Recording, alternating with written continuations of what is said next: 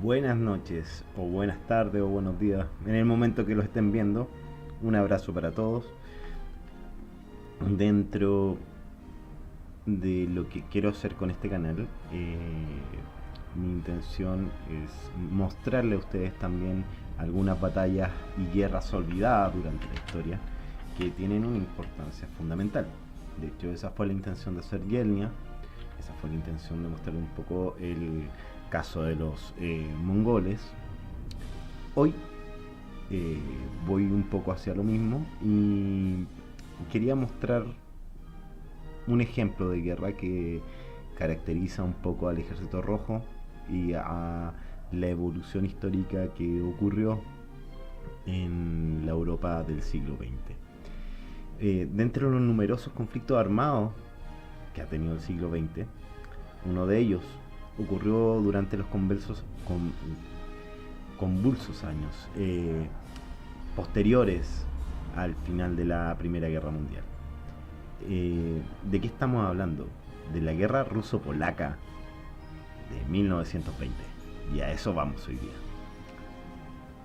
día. Esta contienda tiene una enorme importancia,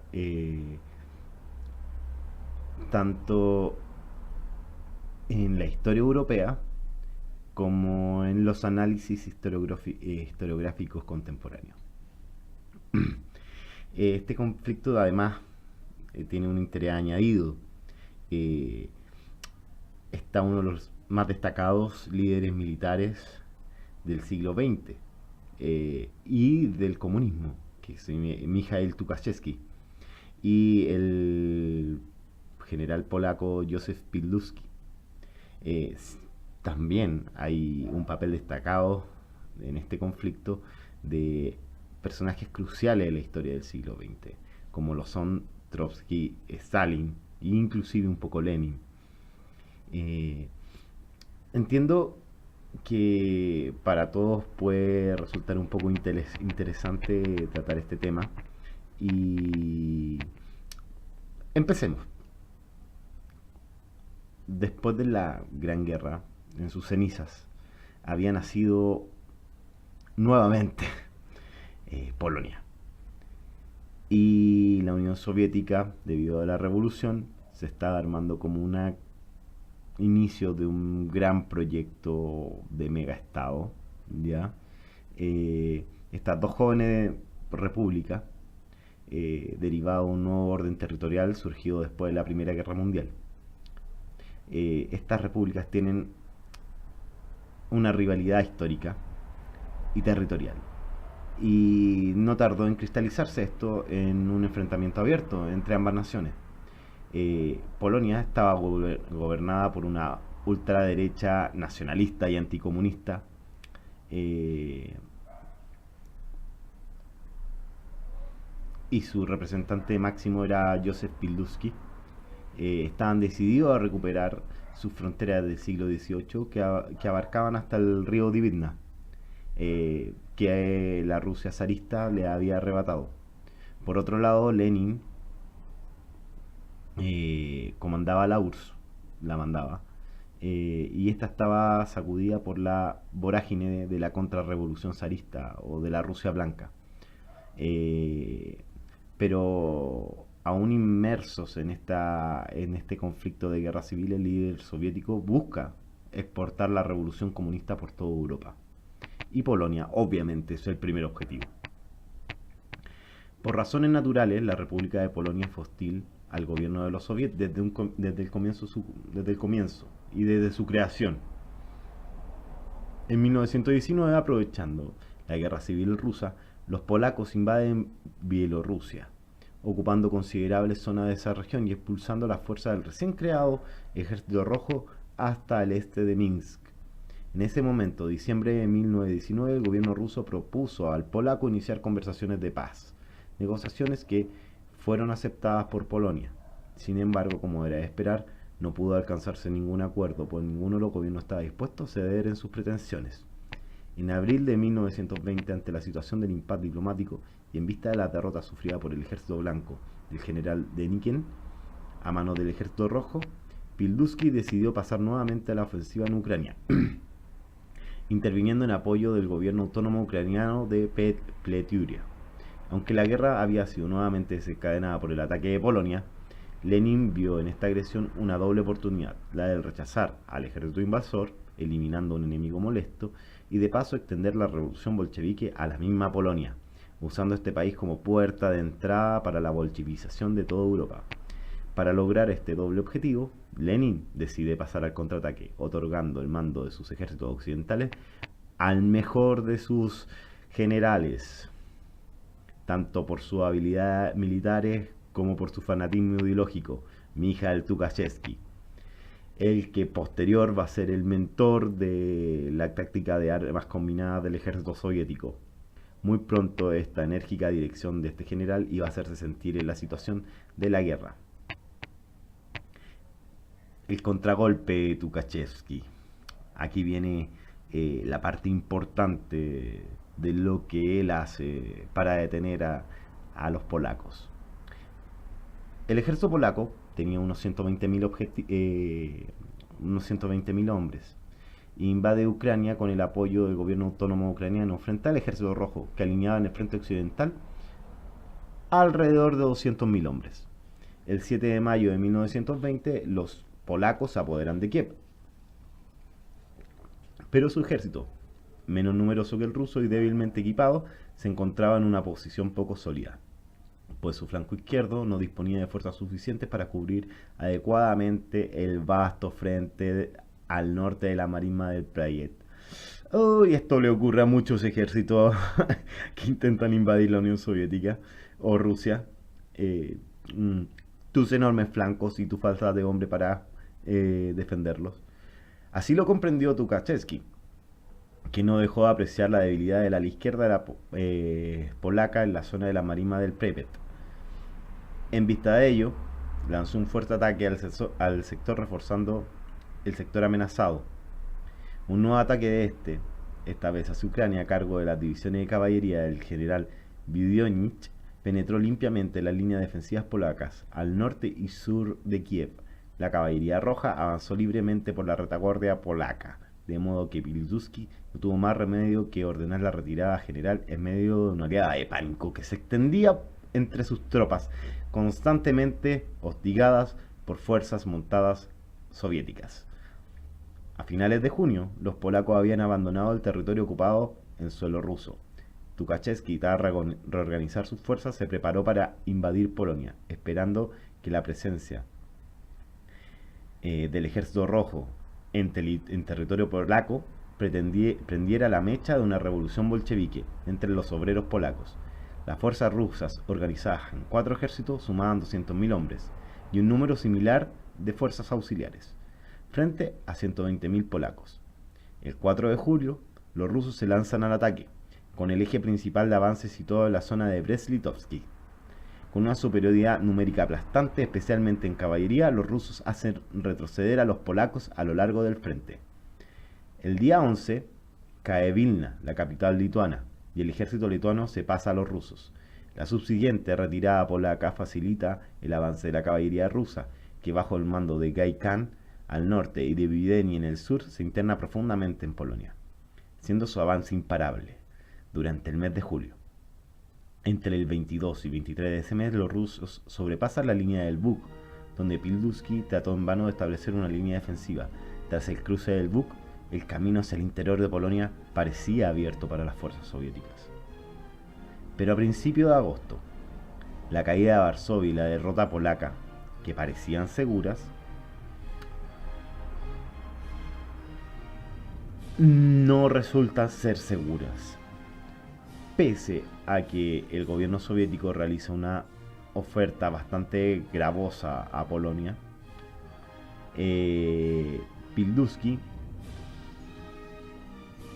que no quiere bolchevizar Polonia, se niega a dicha oferta, a sabiendas de que la situación mejorará cercano al Vístula, y el 2 de agosto él toma el mando directo de las operaciones.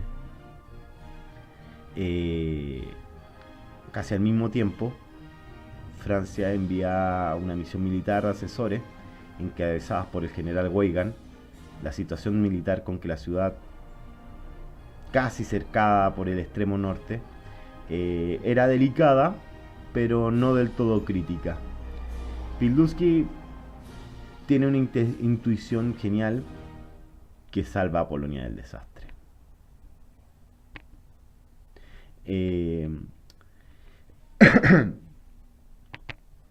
Mira, en este punto voy a narrar lo que dice León Trotsky acerca de esta contienda. En sus memorias habla de que la fiebre de la victoria inunda el Politburó en Moscú, especialmente Lenin, ante el exitoso avance de las fuerzas de Tukhachevsky en Polonia. Así que Trotsky dice esto: había quien confiaba calurosamente en que los obreros polacos hiciesen estallar la revolución. Sea de ello lo que fuere, lo cierto es que Lenin concibió el plan firme de llevar el asunto hasta el fin, es decir, de entrar en Varsovia, para, desde allí, alentar a las masas obreras del país, derribar el gobierno de Pilsudski y adueñarnos del país.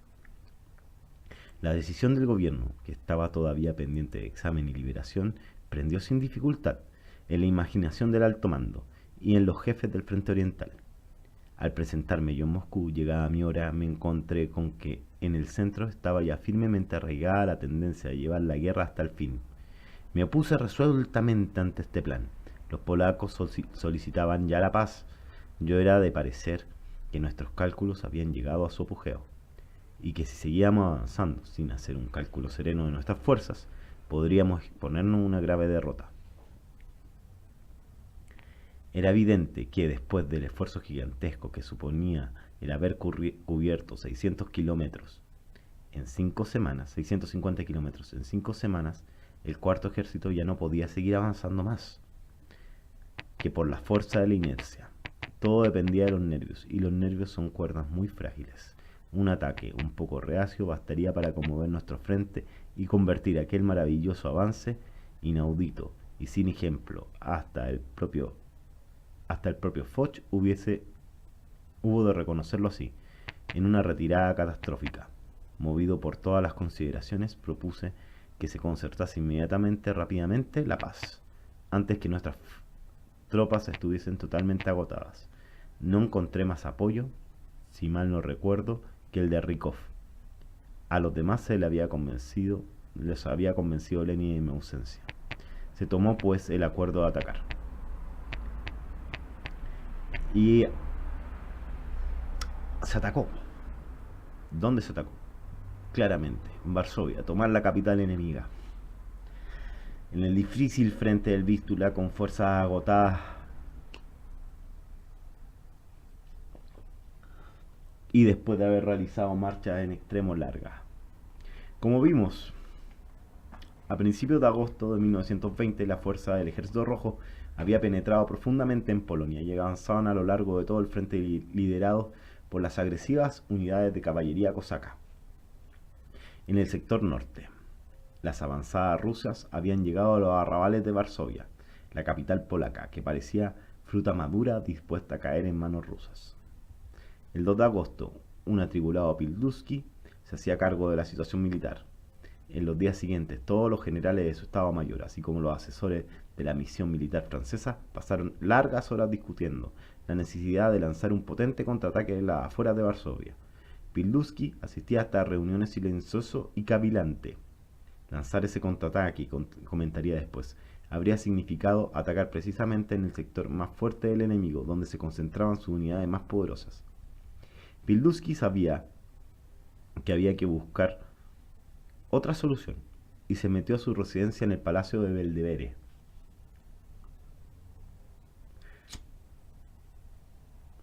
Donde meditó. Y entre el 4 y el 5 el comandante polaco tuvo una inspiración trascendental.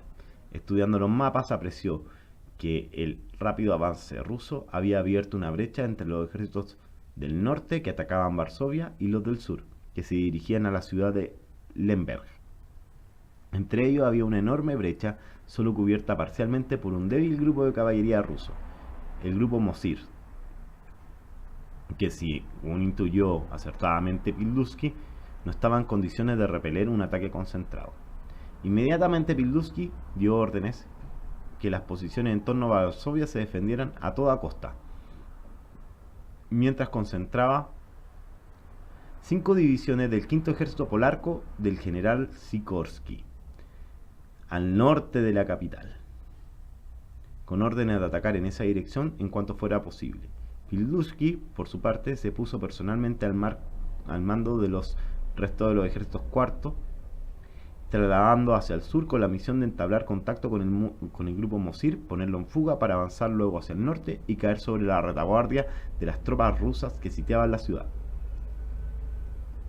Cuando Pilduski comunica su plan al Estado Mayor y los asesores franceses, muchos de ellos lo calificaron como un enorme error estratégico y trataron de disuadirlo de llevarlo a cabo, pero Pilduski estaba decidido a seguir adelante con la contraofensiva y no cedió lo más mínimo en su idea. El día 13, mientras los rusos asaltaban Varsovia, Pilduski recorrió las posiciones de su ejército, unos 100 kilómetros al sur de la capital, tratando de elevar la moral de las tropas.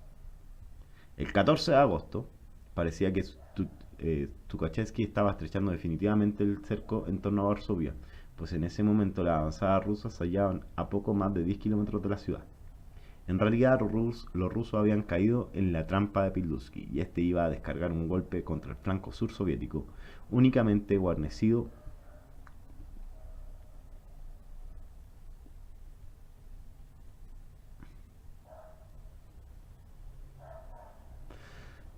por el grupo Mosir, una unidad bastante heterogénea y con poca formación, que guardaba a la izquierda de los ejércitos rojos.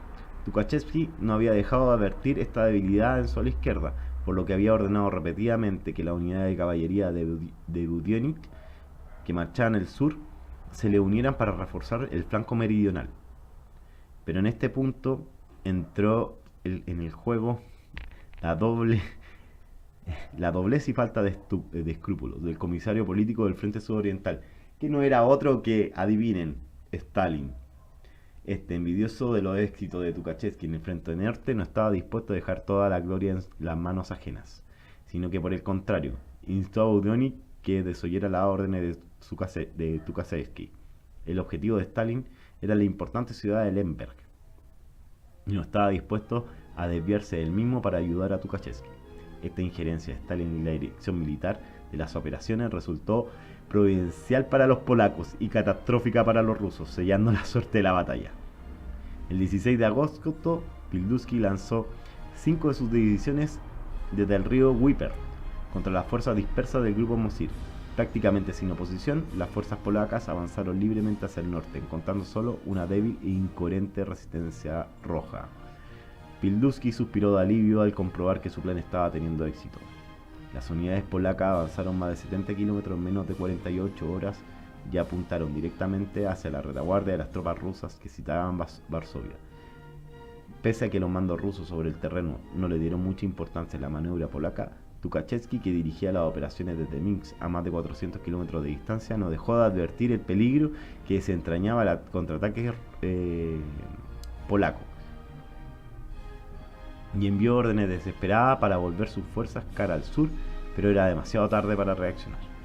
Sorprendido por la rapidez del avance de las fuerzas de Pilduski, el 16 Ejército Rojo quedó atrapado entre las fuerzas de Pilduski y las de Quinto Ejército Polaco, resultando prácticamente aniquilado en Bialystok. La maniobra polaca causó tal consternación en el bando soviético que sus unidades se desbandaron y huyeron hacia el este. El 15 Ejército Rojo fue la única unidad que mantuvo el orden en el combate. Fue rodeado y destruido por las tropas polacas el 19 de agosto. Este segundo Marne, milagro del Vístula, había salvado a Polonia de la extinción como nación. Pilduski consiguió una de las mayores hazañas militares del siglo XX.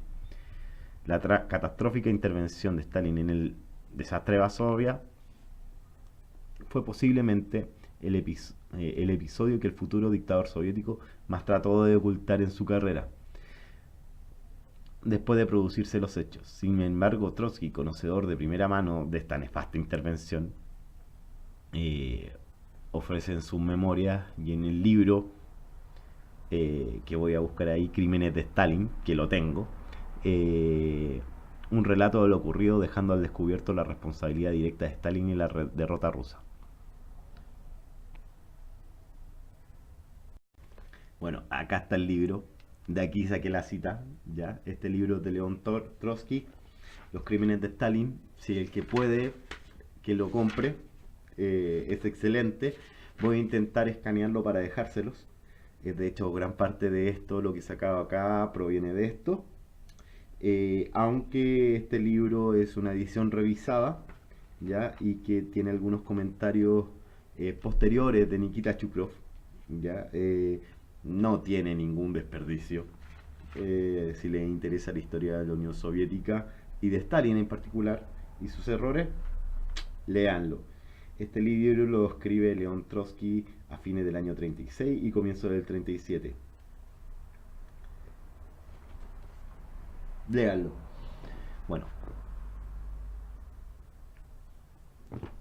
Eh, ¿Qué dice Trotsky acerca de la intervención de Stalin? Hay que advertir que fue una de las causas que contribuyeron a dar un volumen tan espantoso a la catástrofe fue la conducta del mando del Grupo Sur, del ejército de los soviets, que mandaba la dirección Lemberg, la figura política más destacada en el Soviet Revolucionario de Guerra. En este grupo era Stalin. Stalin quería a toda costa que sus tropas entrasen en Lemberg al mismo tiempo que la de Similga y Tukhachevsky a Varsovia. Hay gente para todas las ambiciones. Cuando empezó a advertirse el peligro que corría el ejército de Tukhachevsky, el alto mando del Frente Sur cursó órdenes de que variasen rápidamente de dirección para atacar el flanco de las tropas polacas concentradas cerca de Varsovia, pero el mando del Frente Sudoeste, alentado por Stalin, siguió enderezando el avance sobre Occidente. Pues qué, ¿no era más importante entrar en Lemberg que ayudar a otros a tomar Varsovia? Hubieron de repetirse insistentemente las órdenes y la amenaza hasta conseguir que el mando del sudoeste cambiase de dirección. Aquellos días de retraso habían de traer consecuencias fatales para nuestro ejército. Nuestras tropas se replegaron 400 kilómetros o más sobre la retaguardia. Nadie quería resignarse a creerlo, después de tan brillantes victorias en los días anteriores. Bueno, esta guerra y la derrota rusa, la derrota final rusa, tiene consecuencias políticas a largo plazo. Primero, Polonia se cree un gran estado, admira las obras de su caballería. Varios de los personajes que aquí nombré de la historia de Polonia después comandan Polonia.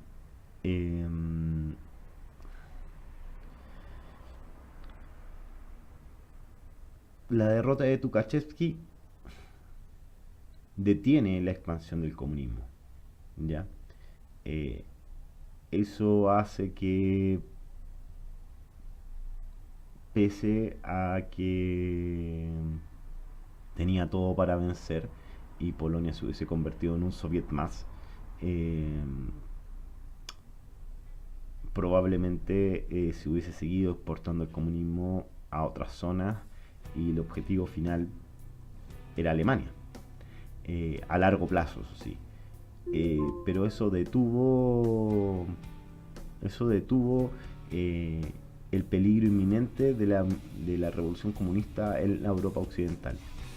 La propaganda de Lenin mostrando una URSS como una Arcadia feliz del proletariado había calado en buena parte de los trabajadores alemanes, y una derrota polaca podría haber favorecido el ascenso del comunismo en Alemania y de ahí al resto de Europa.